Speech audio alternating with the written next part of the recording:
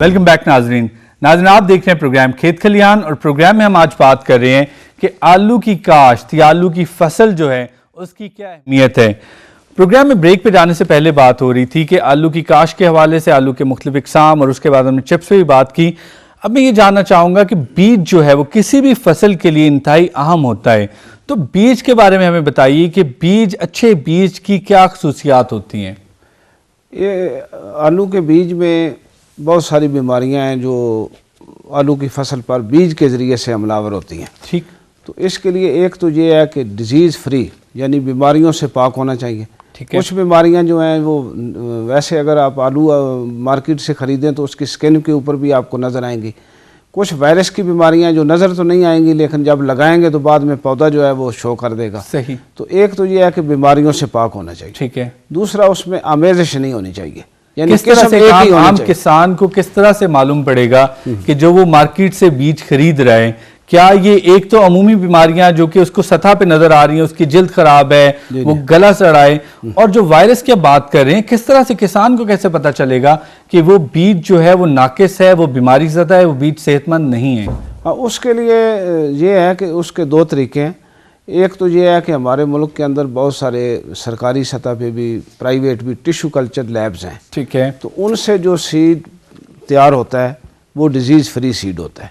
ठीक तो है। अगर वो वहाँ से लेगा तो वो उनको डिजीज़ फ्री यानी वायरस से फ्री सीड मिलेगा। सही। अच्छा, उसके बाद ये है कि कुछ ज़िम्मेदार हैं जिनकी रेपुटेशन अच्छी होती है या जो सीड में इन्वॉल्व हैं, सीड पैदा करते हैं। सही। तो अगर उनसे लेगा तो वो भी ठीक होगा। ठीक। वैसे कोई आला नहीं है जिससे वो वायरस की बीमारी चेक कर ले, यानी आला तो है लेकिन जिम्मेदार के पास ऐसा आला नहीं है। तो उसके पास वाहिद हल ये है कि ऐसे किसी मुस्तनद जगह से बीज की खरीद की जाए कि जिसका कोई पहले से एक हिस्ट्री है, तारीख है कि वो एक अरसे से बीज को बेचते आ रहे हैं और उनका बीज बेहतरीन नस्ल का बेहतरीन। दूसरा ये है कि जिम्मेदार अपना बीज खुद भी बेहतर कर सकता है। सही।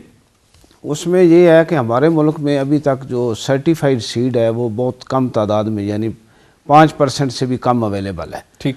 हम तकरीबन 95% सीड उसको हम कहते हैं इनफार्मल सेक्टर, ज़िम्मेदार से ज़िम्मेदार या इस तरीके से चल रहा है। ठीक। तो अगर ये एक सीड प्लाट टेक्निक होती है उसको हम कहते हैं, तो उसमें दो तरीके होते हैं। एक होती है पॉजिटिव सिलेक्शन, यानी अगर आपका बीज बहुत ही कमज़ोर है यानी अच्छी क्वालिटी का नहीं है तो उसमें सेहतमंद पौधे जो हैं उनको आप स्टिक लगा के तो अलहदा हार्वेस्ट कर लें। ठीक। तो उनकी जो प्रोड्यूस निकली है उसको आप अलहदा स्टोर कर लें, उसको अगले साल आप बीज के लिए इस्तेमाल कर लें। ठीक। अच्छा, उसी के दूसरा तरीका होता है नेगेटिव सिलेक्शन, कि अगर आपके मसलन 100 पौधे लगे हुए हैं उसमें अगर 5 बीमार हैं तो उन 5 को निकाल दें। ठीक। बमा ट्यूबर जो भी है उनको, तो पीछे जो 95 जो 95 रह जाएंगे वो आपके सेहतमंद रह जाएंगे, सेहतमंद पौधे। तो उससे आप उस अपना जो बीज है उसका एक साइकिल चला सकते हैं। बिल्कुल सही। और ये इंतहाई आसान मरला है और मेरा ख्याल है किसान भाई जितने भी हैं वो अपनी फसल से बखूबी वाकिफ होते हैं। उन्हें पता होता है कि उनकी फसल में, उनकी जो काश्त की हुई फसल है उसमें कितने ऐसे पौधे हैं जो सेहतमंद नहीं हैं। सो उनको पहले से ही निकाल दिया जाए ताकि बीज में ऐसी बीमारी ज़्यादा बीज की आमेजिश नहीं होगी। इसके साथ साथ ये बताइए कि अच्छी पैदावार के लिए बीज की तो बात होगी कि बीज अच्छा होना इंतहाई जरूरी है, उसके साथ साथ अच्छी पैदावार के लिए ऐसे कौन से मराहिल हैं या ऐसे कौन से इकदामात हैं जो किसान भाइयों को करना जरूरी है। हाँ जी, वो मैं उस तरफ आता हूँ, लेकिन एक चीज़ मैं उस पहली में ऐड करना चाहूँगा कि ये जो मैंने इनको बताया है पॉजिटिव या नेगेटिव सिलेक्शन, ये हर जो उनका खेत है उसमें ज़रूरत नहीं है। ठीक। वो उसमें देखें कि कौन सा खेत, किस खेत से उन्होंने बीज रखना है। सही। जो उन्होंने जिसमें से फसल से उन्होंने बीज रखना है उसके अंदर ये जो है अमल उसको पॉजिटिव या नेगेटिव के तरीके से अपने बीज को साफ़ करें। और दूसरा ये है कि मिड जनवरी अगर उन्होंने ख़ज़ां की फसल लगाई है तो उस वक्त उसकी वाइन किलिंग कर दें। ठीक। ऊपर से पत्ते काट दें क्योंकि उसके बाद तेला आएगा और उसमें वायरस फैलाएगा। ठीक। तो वो फिर बीज जो है वो बेहतर क्वालिटी का होगा, बीज की क्वालिटी बेहतर हो जाएगी। सो बीज के अलावा ऐसे कौन से इकदामात हैं जो जिम्मेदारों को करने चाहिए।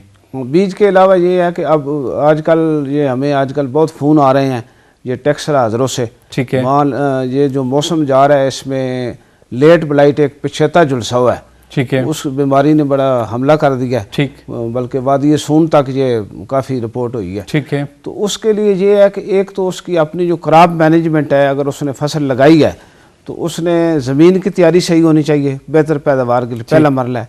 बीज पहले जिक्र हो गया कि उसको सही होना चाहिए। उसके बाद उसकी खाद मुतवाज़न ये भी नहीं कि बहुत ज़्यादा। अब अगर यूरिया आप बहुत ज़्यादा दे देंगे तो उससे उसकी वेजिटेटिव जो बढ़ोतरी है वो ज़्यादा हो जाएगी, ट्यूबर बनने का अमल लेट हो जाएगा। ठीक। तो खादों का एक मुतवाज़न इस्तेमाल जो है वो ज़रूरी है। ठीक। उसके बाद अब जैसे मैंने जिक्र किया पछेता जुलसाओं का अटैक हुआ है, ठीक, तो इसके लिए मुख्तलिफ फंजासाइड होते हैं। एक वो होते हैं जिनको हम प्रिवेंटिव कहते हैं, सही, यानी बीमारी आने से पहले।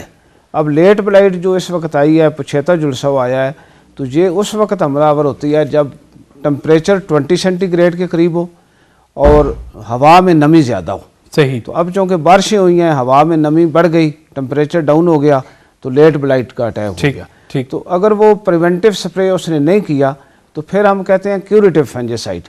ठीक। यानी सिस्टमिक फंजासाइड अवेलेबल हैं मुख्तलिफ कंपनियों के मुख्तलिफ नामों से। ठीक। तो उनका स्प्रे बहुत ज़रूरी है। तो फौरी तौर पे वो बीमारियों के खिलाफ जो स्प्रे हैं वो इस वक्त करना बहुत जरूरी है। अच्छा, और ये हम बीमारी का जिक्र जिस बीमारी का कर रहे हैं, ये बीमारी इस वक्त हमारे जो टेक्सला के इलाके हैं, जो वादी सून तक, ये सारी की सारी बीमारी इस वक्त काफ़ी लोगों ने जो फ़ोन पे बताया है। और वैसे भी इसका चूँकि मौसम चल रहा है तो ये है सही। उसमें ये होता है कि इस का जब स्प्रे करें तो इसको एक तरह का आप ये कहें कि पौधे को आपने नहला देना है, यानी स्लो करें, पूरे पौधे को उससे कवर करना चाहिए फंजासाइड। भरपूर मिकदार में आपको स्प्रे करना होगा। मिकदार सही डालनी है लेकिन उसको कवर करना है। ठीक। इंसेक्टिसाइड में ये होता है कि अगर पौधे के किसी हिस्से पे वो आप उसको डाल दें तो वो जज़ब होकर तो वो उसके सिस्टम में तो आ जाता है। ठीक। लेकिन फंजासाइड या फंगल वाली बीमारी में ये है कि अगर वो ऐसा खुश्क रह जाएगा तो वहाँ वो बीमारी बढ़ती रहेगी और वो बाकी के पौधे को भी खराब करेगी और इतने टाइम में वो फैल जाएगी। अगर पानी की बात की जाए किसी भी फसल के लिए क्या किसी भी जानदार चीज के लिए पानी की अहमियत इंतहाई ज्यादा है। आलू की फसल के लिए कितना पानी दरकार होता है? ये जी, इस आलू जहाँ पानी ना हो वहाँ तो हो ही नहीं सकता। सही। बारानी इलाकों में आप देख लें जहाँ पोटैटो की नहीं क्रॉप हो रही, तो पानी इसके लिए बेहद ज़रूरी है। ठीक। ये आम तौर पे हमारी जो ख़ज़ां की फसल है उसमें तकरीबन चूँकि शुरू में मौसम गर्म होता है तो इसमें एक हफ़्ते के वक्फे से इसको पानी दिया जाता है, और जूँ मौसम ठंडा हो जाए तो ये वक्फा जो है बढ़ाया जा सकता है, 10 दिन 12 दिन जहाँ तक हो सकता है। अब जैसे बारिशें हो रही हैं तो पानी की ज़रूरत नहीं है, लेकिन एक मुसलसल वतर की ज़रूरत है। इसका मतलब है कि इंतहाई ज़रूरी है कि आलू की फसल सिर्फ वहाँ पे काश्त की जा सकती है जहाँ पे पानी मुयस्सर हो, और उसके साथ साथ 10 से 12 दिन बाद आपको उसको सैराब करना चाहिए। आपने जिस तरह पहले बात की कि फंजासाइड की बात की कि मुख्तलिफ इलाकों में इस वक्त ये बीमारी फैली हुई है, इसके अलावा ऐसी कौन सी कॉमन बीमारियां जो पूरे पाकिस्तान में किसान इस वक्त प्रोग्राम देख रहे हैं उनको बताना चाहेंगे कि कौन सी ऐसी बीमारियां हैं कि जिनका तदारुक करना इंतहाई ज़रूरी है अगर हम चाहते हैं कि आलू की बेहतर फसल हासिल की जाए? हाँ जी, आलू में 3 किस्म की बीमारियाँ हैं। ठीक। एक तो हम कहते हैं वायरस की बीमारियाँ जो ज़्यादातर बीज के ज़रिए से आएंगी। दूसरा एफिड्स जिसको हम सुस्त तेला कहते हैं, ये उसका वेक्टर है। ठीक है। ये एक बीमार पौधे से सेहतमंद पौधे पर जब जाएगा तो उस बीमारी को फैलाएगा। सही। तो उसके लिए तो ये है कि बीज का सोर्स अच्छा होना चाहिए। ठीक। दूसरा ये है कि आप उसको प्रॉपर इंसेक्टिसाइड स्प्रे करके वायरस वेक्टर को कंट्रोल करें। ठीक। अच्छा, एक है फंगल डिजीज़ जिसमें जैसे ये लेट ब्लाइट है, अर्ली ब्लाइट है, इस तरह ये जो है इनको भी हम फंजासाइड और इसकी मैनेजमेंट से या मौसम के हालात के मुताबिक देख के तो उसको कंट्रोल कर सकते हैं। ठीक। कुछ हैं बैक्टीरियल, तो वो भी सीड के ज़रिए अगर वो इन्फेक्शन उसकी मौजूद है तो इरिगेशन से वो और ज़्यादा फैल जाती है। ठीक। तो ये इसका है। बीमारियों के साथ साथ अगर कीड़े मकोड़ों की बात की जाए तो ऐसे कौन से खतरनाक कीड़े मकोड़े हैं जो कि आलू की फसल को नुकसान पहुंचाते हैं? वैसे तो जो सबसे अहम है वो तो तेले की बात करेंगे। ठीक। क्योंकि ये एक रस भी चूसता है और उसके अलावा बीमारी भी फैलाता है। ठीक। आटम क्रॉप में अगर आप फसल लगाएंगे तो शुरू में जिसको हम चुस्त तेला कहते हैं उसका अटैक होता है। इसके अलावा अगर आजकल हमारे पंजाब में फार्मर जो हैं वो अगेती आटम क्रॉप लगाते हैं क्योंकि मार्केट में उनको प्राइस अच्छी मिलती है। कुछ वैरायटीज़ भी ऐसी अवेलेबल हैं जो जल्दी तैयार हो जाती हैं। सही। तो वो गर्म मौसम अगर हो तो उसमें माइट्स जुओं का हमला हो जाता है। सही। तो उसको कंट्रोल करना बड़ा ज़रूरी है, वरना वो आनन फानन जो है ना पैदावार में उनकी तादाद बढ़ जाती है और पैदावार कम हो जाती है। पाकिस्तान में औसत आलू की कितनी पैदावार होती है? यानी एक अगर हम रकबे के लिहाज से बात करें उस एतबार से बताइए, और एक आम जमींदार के हिसाब से बताइएगा कि जिस तरह हमने पहले बात की कि पर एकड़ कितनी पैदावार मुख्तलिफ इलाकों में हासिल की जा रही है? देखें जी, इस वक्त पंजाब जो है वो लीडिंग है। ठीक। इसकी जो स्टैटिस्टिक के लिहाज से है वो तो थी last year 18.5 ton per hectare. ठीक। तो वैसे हमारे जो ज़िम्मेदार हैं वो तकरीबन आप कह लें कि 25 टन या उससे भी ज़्यादा ले रहे हैं। ठीक।